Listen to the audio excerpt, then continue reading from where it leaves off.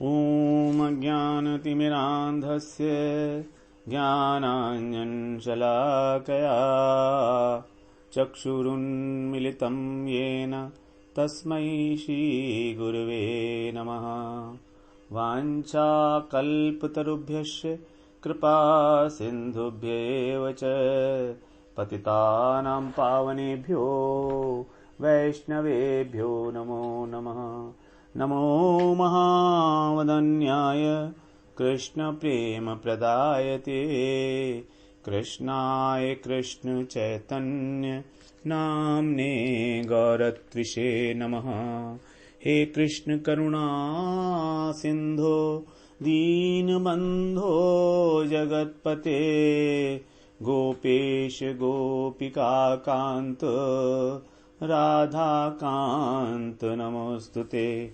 तप्त कांचन गौरांगी राधे वृंदावनेश्वरी वृषभानुसुते देवी प्रणमामि हरिप्रिये।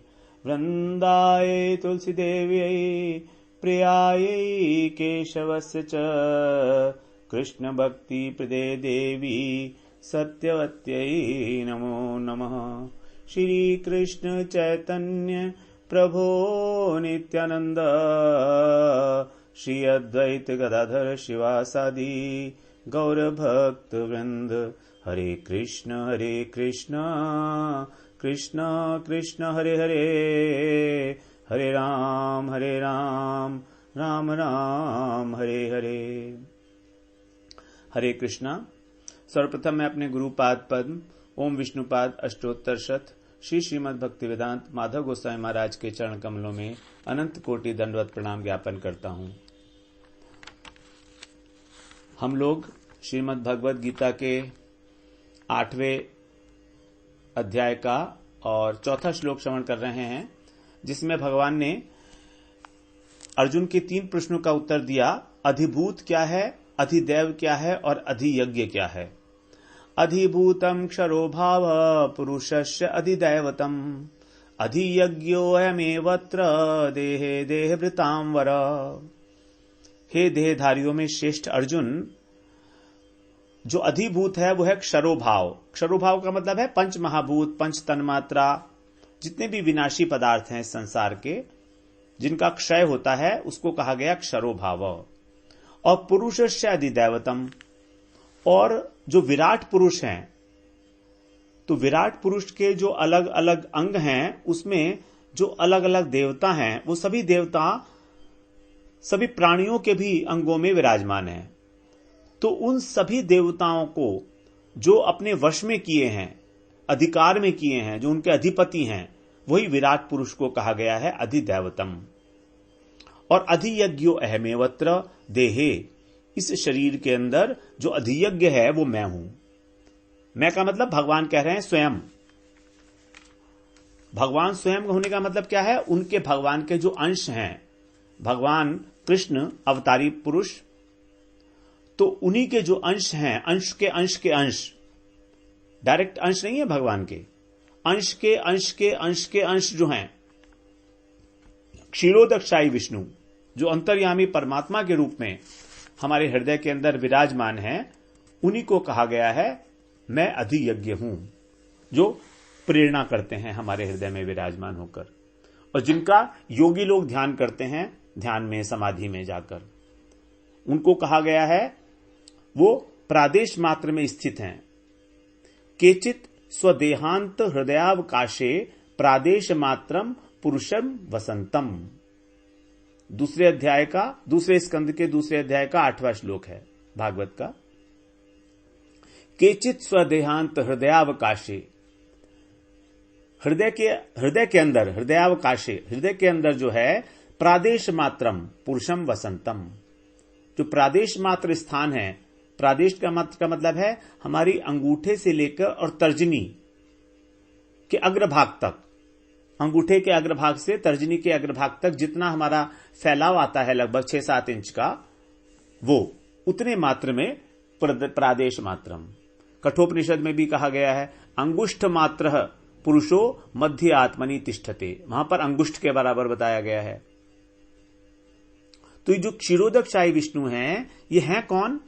ये भगवान के जो कायव्यूह हैं बलदेव जी, उनके अंश हैं संकर्षण, और उनके विस्तार हैं, उनके ही अंश हैं फिर कारुणोदकशाही जिन्हें महाविष्णु कहा जाता है, उनके विस्तार हैं गर्भोदकशाही, और उनके फिर विस्तार बनते हैं क्षीरोदकशाही विष्णु, जिसको भगवान ने 18वें अध्याय में कहा 61वें श्लोक में, ईश्वर सर्वभूतानां हृदये अर्जुन तिष्ठति भ्राम्यन् सर्वभूतानि यंत्रारूढ़ानि मायया। हृदय से अर्जुन तिष्ठति, जो हृदय के अंदर विराजमान है, रहते हैं ईश्वर सभी प्राणियों के हृदय में। तो अधियज्ञ के विषय में अर्जुन ने 2 प्रकार के प्रश्न किए थे। एक तो अधियज्ञ कौन है और वो इस शरीर में कैसे विराजमान है। अर्जुन के 2 प्रश्न थे, अधियज्ञ कौन है और वो किस प्रकार से इस शरीर में विराजमान है, मतलब उनका क्या स्वरूप है, वो कैसे रहते हैं, कहां रहते हैं। दोनों प्रश्नों का उत्तर भगवान ने एक साथ दे दिया। भगवान सभी यज्ञों के भोक्ता हैं, अधियज्ञ हैं। यज्ञ के भोक्ता होने के कारण क्या है, अधियज्ञ हो गए। भोक्तारम यज्ञ तपसाम, 29वां श्लोक 5वें अध्याय का। फिर भगवान कह रहे हैं वो स्वामी है 9वें अध्याय के 24वें श्लोक में, अहम ही सर्वभूतानां भोक्ता च प्रभुरेव च। जितने भी यज्ञ हैं उनका भोक्ता भी मैं हूं और स्वामी भी मैं हूं। फिर फलों के देने वाला भी वही है, 7वें अध्याय का 22वां श्लोक, लभते च ततः कामान मय्येव भीतानि तान।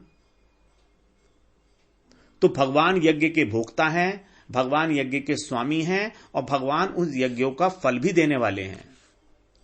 इसलिए यहां पर कह रहे हैं भगवान कि वो जो अधियज्ञ है वो मैं ही हूं, जो सभी यज्ञों को अधिकृत करके विराजमान है।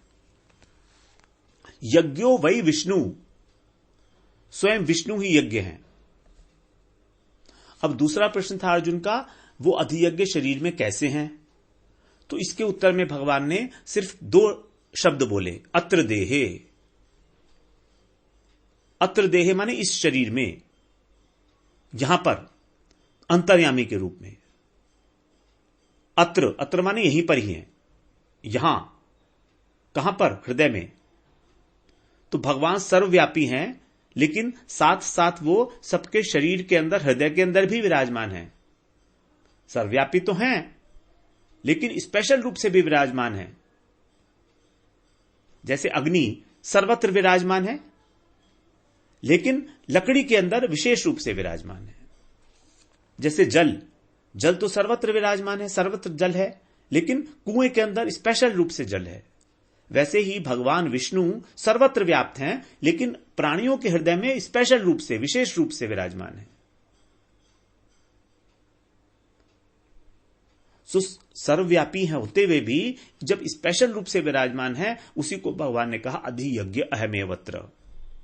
एव भी कह दिया साथ में। तो भगवान हमारे हृदय में विराजमान है स्पेशल रूप से, अंतर्यामी रूप से। कैसे? जैसे अब भगवान गुरु रूप से बता रहे हैं कि मैं ही बैठा हूं तुम्हारे हृदय में भी, तुमसे जो प्रश्न करवा रहा है वो भी मैं ही करा रहा हूं। तो यहां पर एव शब्द जो लगाया है, अहम एव अत्र, इससे यह भी भाव लगता है कि जो अधिभूत और अधिदैव हैं वे भी मुझसे भिन्न नहीं है।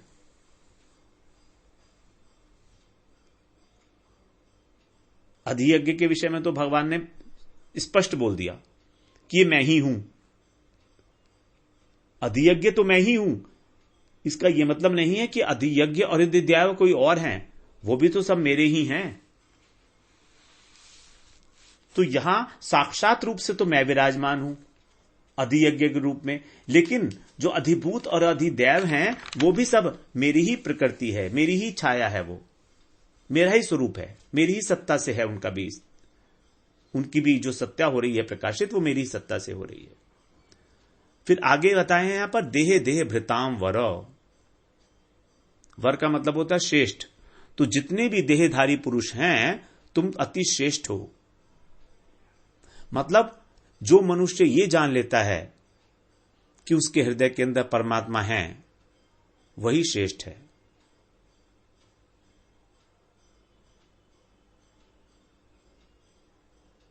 जो पुरुष ये जान लेता है, जो व्यक्ति, कि उसके हृदय के अंदर परमात्मा विराजमान है और उसको इस बात का हमेशा संज्ञान रहता है, एहसास होता है कि अरे मेरे हृदय में तो परमात्मा विराजमान है, तो वो अत्यंत श्रेष्ठ है।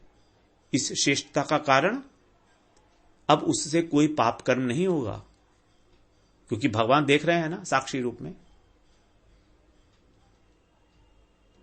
दूसरे, अर्जुन को यहां पर श्रेष्ठ बताया भगवान ने कि तुम मेरे भक्त हो, इसलिए तुम श्रेष्ठ हो और तुम मेरी बात को समझ सकते हो।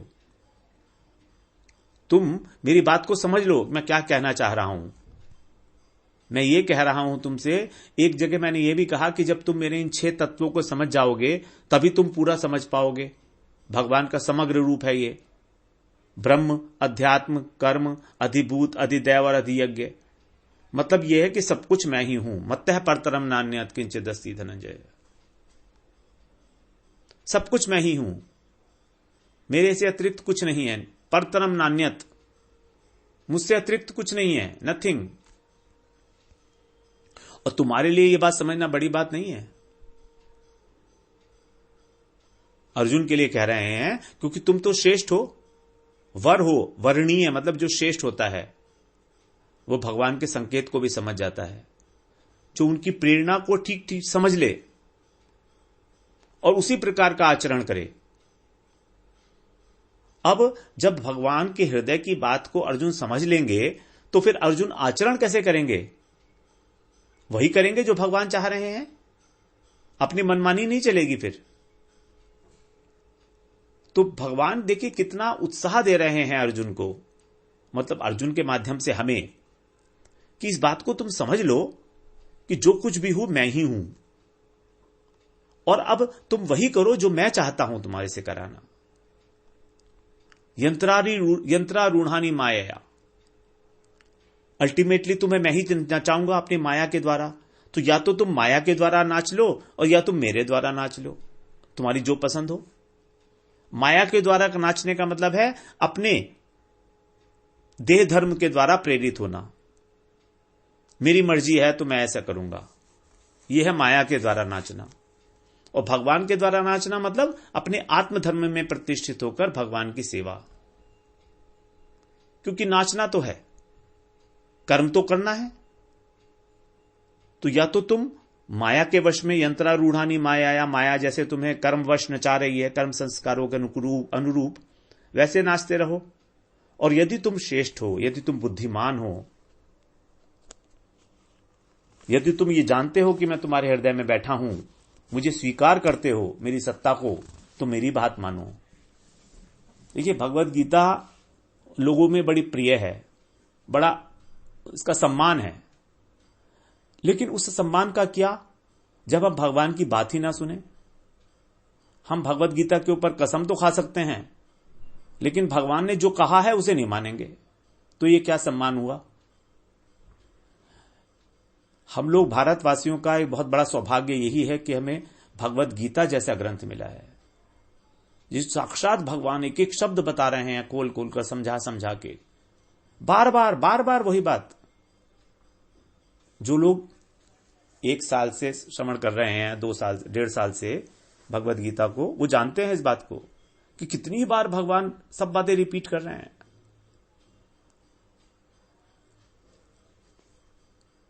क्योंकि वो चाहते हैं कि हम उनकी बात को सुने, समझें और अपने जीवन का उद्देश्य प्राप्त करें। दे दे भृताम वरह, अर्जुन को श्रेष्ठ कह रहे हैं। यहां पर अर्जुन से जो भी कह रहे हैं भगवान ये मानकर चलिए कि वो हमें कह रहे हैं। अर्जुन से कहने की उनको कोई आवश्यकता नहीं है, वो तो उन्हें प्रेरणा वैसे ही कर सकते थे। पूरी गीता बोलने की भी आवश्यकता नहीं थी भगवान को।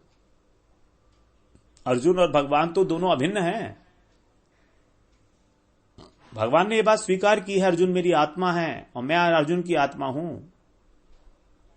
तो उनके लिए भगवत गीता नहीं कही बिल्कुल भगवान ने, वो हमारे लिए कही, जो इतने समय से चली आ रहा था और सब नष्ट हो गया था प्राय, उसी को बताने के लिए भगवान ने हमको भगवत गीता जैसा एक बहुमूल्य ग्रंथ, एक धन सर्वोच्च धन हमको भगवान ने इस रूप में दिया है, जिसे बता रहे हैं। और इस अध्याय में अभी हम इसके अगले वाले श्लोक में श्रवण करेंगे कितनी महत्वपूर्ण बात है जो भगवान बता रहे हैं।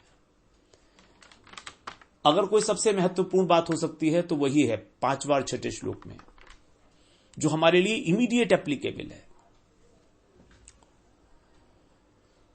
तो यज्ञ शब्द का साधारण रूप से जो अर्थ होता है वो लोग हम लोग बहुत श्रवण कराए हैं 3रे अध्याय में। यज्ञ अर्थात कर्मणो अन्यत्र लोको अयम कर्म बंधन है, जो हमने सुना था 9वां श्लोक 3रे अध्याय का। तो तीन जगह यज्ञ शब्द का प्रयोग होता है। एक बार उसको थोड़ा सा रिवाइज करते हैं तो थोड़ा फ्रेश हो जाएंगे, उसमें मेमोरी हमारी फ्रेश हो जाएगी। यज्ञ का 3 अर्थ बताए थे, हम बात किए थे देव पूजा, संगतिकरण और दान। देव पूजा, तो देवता तो सभी के शरीर में है, इसीलिए हमको प्राणी मात्र का आदर करना चाहिए।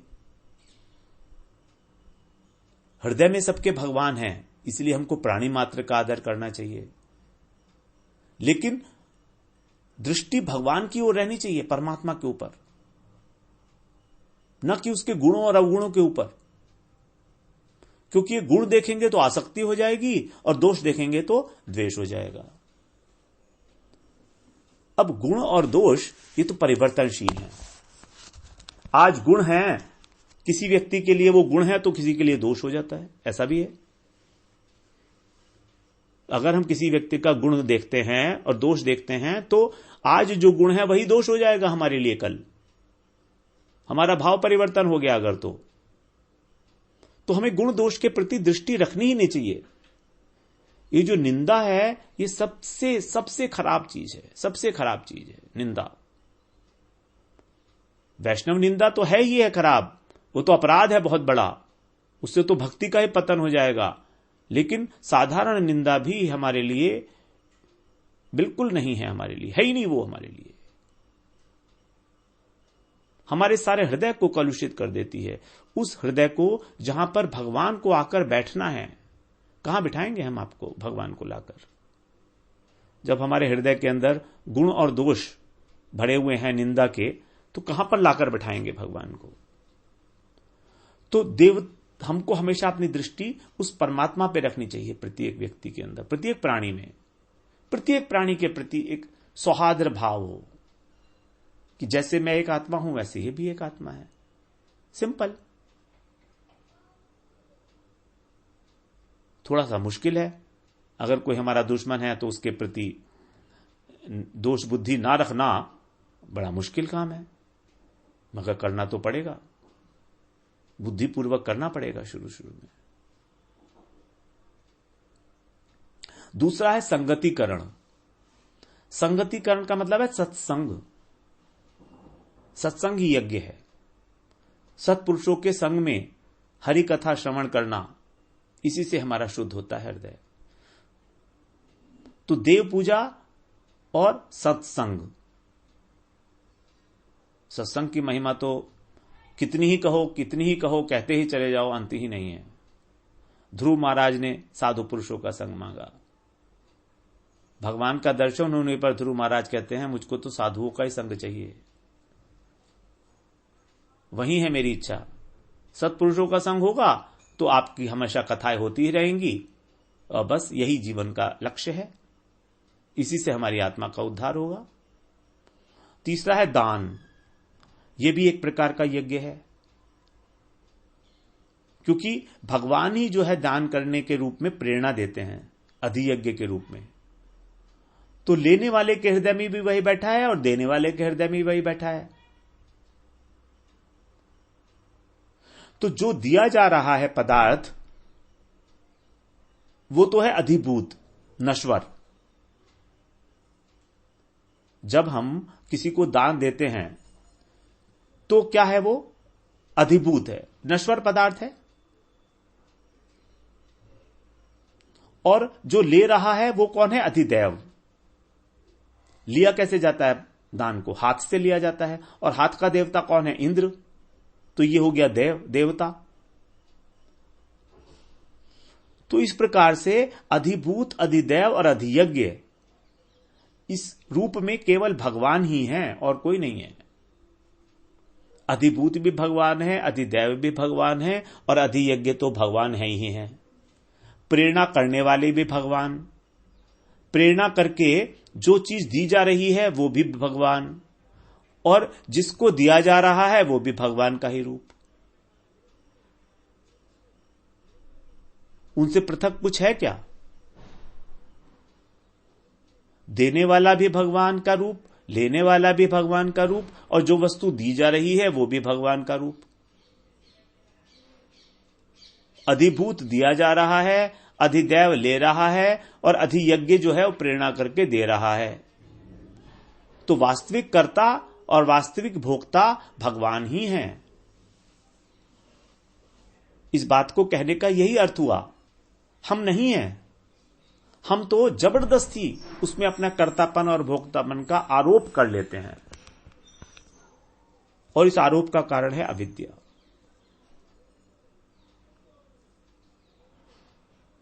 इस बात को हम लोग बाहर समझ लें कि जो यज्ञ शब्द है ये बहुत व्यापक अर्थ है इसका।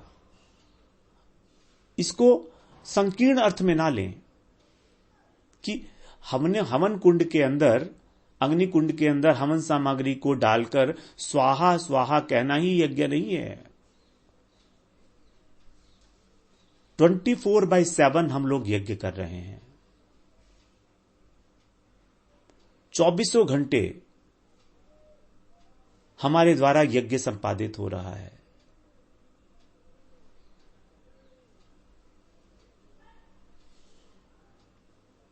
क्योंकि प्रेरणा भी हो रही है, कुछ वस्तु ली जा रही है, कुछ दी जा रही है, ये सब यज्ञ है। प्रकृति के अंदर जो भी क्रियाएं हो रही हैं वो सब यज्ञ है। नदी बह रही है, ये यज्ञ है। तो इस प्रकार की भावना हमको बहुत व्यापक अर्थ में लेनी होगी।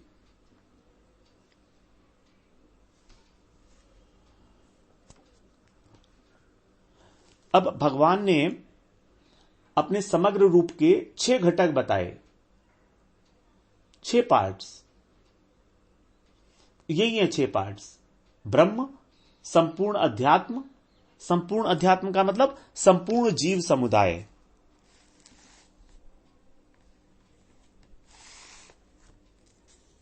संपूर्ण कर्म, फिर अधिभूत अर्थात ये नाशवान जगत, और अधिदैव विराट पुरुष, और अधियज्ञ परमात्मा। तो यहां 2 जो हैं वो व्यष्टि के वाचक हैं, व्यष्टि सत्ता के। संपूर्ण अध्यात्म और संपूर्ण कर्म। संपूर्ण अध्यात्म का मतलब है जीवात्माएं, और कर्म का मतलब है अनेक प्रकार के शरीर। ये है व्यष्टि सत्ता। उसी प्रकार से 2 समष्टि सत्ताएं हैं, अधिभूत और अधिदैव। कार्य कारणात्मक जो जगत है अधिभूत, और अधिदैव विराट पुरुष, समष्टि अभिमानी विराट पुरुष। ये चारों घटक माया के अंदर आते हैं। अध्यात्म, कर्म, अधिभूत और अधिदैव, ये चारों माया के अंदर हैं। और बाकी जो 2 घटक हैं ब्रह्म और अधियज्ञ, ये हैं माया से बाहर। ब्रह्म क्या है? व्यष्टि और समष्टि से निरपेक्ष है, भगवान की छाया मात्र है, प्रकाश है। और अधियज्ञ क्या है? ये अधीश्वर है, अधिपति है, ये सबके अधियज्ञ। तो ये माया से अतीत हैं। तो इस प्रकार से ये ब्रह्म और अधियज्ञ, ये 6 प्रकार के जो घटक हैं, यही है वासुदेव का स्वरूप, और यही है समग्र तत्व। समग्रता से जो भगवान ने कहा था कि तुम मेरे को जानोगे, वो यही है समग्रता। तो एक बार से दोबारा श्रवण करें। 2 व्यष्टि सत्ता के वाचक हैं, अध्यात्म और कर्म। 2 समष्टि सत्ता के वाचक हैं, अधिभूत और अधिदैव। ये चारों घटक माया के अंदर हैं। और 2 घटक जो हैं भगवान के, ब्रह्म और अधियज्ञ, ये माया से अतीत हैं। इसमें ब्रह्म जो है वो तो भगवान की प्रभा है, भगवान की ज्योति है, और अधियज्ञ क्या है? वो है भगवान अधिपति के रूप में जो विराजमान है, क्षीरोदकशाही विष्णु के रूप में, अंतर्यामी के रूप में जो विराजमान है। तो यह है समग्र तत्व भगवान को। अब इस श्लोक का जो तात्पर्य हुआ वो ये हुआ कि जो जगत है, इस जगत के अंदर क्या क्या आता है? अधिभूत आते हैं और कर्म आते हैं। अधिभूत और कर्म, तो कार्य कारणात्मक जगत है। ये कारण है और फिर कार्य है, कारण है और कार्य है। जैसे सृष्टि की उत्पत्ति हुई तो प्रकृति कारण हो गई और कार्य हो गया महत्तत्व। महत्तत्व कारण हो गया और कार्य हो गया अहंकार। वो अहंकार 3 प्रकार से प्रकाशित हुआ, तो तामसिक अहंकार हो गया कारण, और कार्य हो गया पंच महाभूत और पंच तन्मात्रा, उससे जो उत्पन्न हुए। तो ये सारा जगत कार्य कारणात्मक जगत कहलाता है, और ये नाशवान होने के कारण क्षर है। अधिभूत कहा गया इसको, अधिभूतम क्षरोभाव। तो कार्य कारणात्मक होने के कारण ये क्षर है, अधिभूत है। और इस जगत की उत्पत्ति होती है विराट पुरुष से, वही है अधिदैव। जब ईक्षण किया गया विष्णु के द्वारा, जब ईक्षण किया गया कारणोदकशाही, तभी इसकी उत्पत्ति हुई। और अगली बात यह होती है कि इस शरीर के अंदर कैसे हैं भगवान स्थित। इस शरीर के अंदर भगवान स्थित है, वो बताने की आवश्यकता ही नहीं है। भगवान ने कह दिया तुमको बताने की आवश्यकता नहीं है। क्यों बताने की आवश्यकता नहीं है? क्योंकि तुम्हें तो उसका अनुभव है। क्या हमें इसका अनुभव नहीं है कि भगवान हमारे शरीर में कैसे विराजमान है? हम सबको यह अनुभव है कि हमारे हृदय के अंदर भगवान विराजमान है। हम सबने ही कभी ना कभी इस बात का अनुभव किया है, लेकिन हम बार बार उसे भूल जाते हैं कि भगवान हमारे हृदय में विराजमान है। और इसी बात को याद दिलाने के लिए भगवान अब उससे कह रहे हैं, देह देह भृतांवर, हे देहधारियों में श्रेष्ठ अर्जुन। भगवान का ये कहने का अर्थ यही था, देह देह भृतांवर, देह भृताम, जो देह को धारण करने वाले हैं, जितने भी योनियां हैं, स्थावर तिर्यक मनुष्य देवता, स्थावर जंगम, जितनी भी योनियां हैं, उन सब में सबसे श्रेष्ठ योनि है मनुष्य योनि। देवताओं से भी श्रेष्ठ है, क्योंकि मनुष्य ये जानता है उसके हृदय में भगवान है। इसलिए हमको कह रहे हैं वो कि तुम बहुत श्रेष्ठ हो, देहधारी हो तुम, you should be proud of it. तुम इस बात को जानते हो कि अधियज्ञ के रूप में मैं ही तुम्हारे हृदय में विराजमान हूं। तो इस प्रकार से ये भगवान का जो समग्र रूप है वो इन 6 तत्वों के अंदर आ गया, जिसके 6 घटक थे। ब्रह्म, अध्यात्म, कर्म, अधिभूत, अधिदैव और अधियज्ञ। हम लोगों ने इस विषय में काफी चर्चा किया। अभी जो 7वां प्रश्न है अर्जुन का, उसके विषय में आगे भगवान अगले श्लोक में बताएंगे। अब 6 प्रश्नों के उत्तर भगवान इन 2 श्लोकों में संक्षेप में दिए, लेकिन हम लोगों ने उसको अलग अलग प्रकार से समझने का प्रयास किया। अभी हम लोग आगे समझेंगे 7वां प्रश्न अर्जुन का, जो बहुत बहुत महत्वपूर्ण है हमारे लिए। वांछा कल्पतरुभ्यश्च कृपा सिंधुभ्येव च पतितानां पावनेभ्यो वैष्णवेभ्यो नमो नमः।